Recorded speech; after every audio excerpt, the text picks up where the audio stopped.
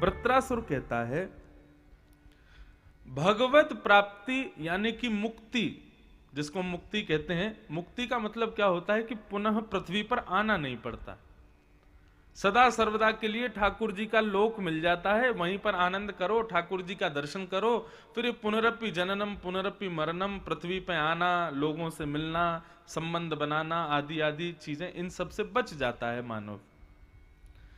उस मुक्ति को दो प्रकार से प्राप्त किया जा सकता है। बोले कौन कौन सी? तो बोले पहला मुक्ति का साधन है कि अंतिम श्वास जब निकले तब भगवद स्मरण हो जाए।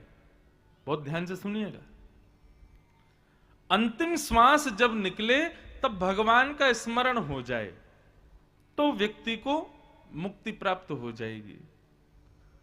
और या फिर वृत्रासुर कहता है अंतिम श्वास निकले तब देश की रक्षा के लिए निकले तो उसको मुक्ति प्राप्त होती है। ये दो मुक्ति के साधन हैं। और मुझे तो ऐसा लगता है, हम तो भागवत जी से प्रार्थना करेंगे कि कभी हमारे जवानों पर कोई खरोंच भी ना आवे, जो हमारे जवान सदा हमारी भारत भूमि राष्ट्र के लिए रक्षार्थ खड़े रहते हैं, उन पर कभी कोई आंच भी ना आवे। पर वृत्रासुर की इस बात से मुझे एक चीज लगी, क्योंकि मेरे मन में आया कि यहां पर लिखा है कि अपने देश की रक्षा, अपने राष्ट्र की रक्षा के लिए प्राण जब निकले हैं तब मृत्यु मुक्ति की प्राप्ति होती है।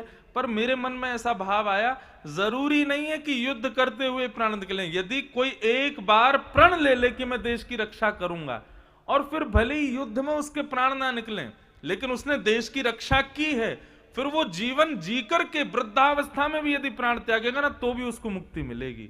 क्यों? क्योंकि जीवन में उसने अपना सर्वस्व अपने देश के लिए न्योछावर किया।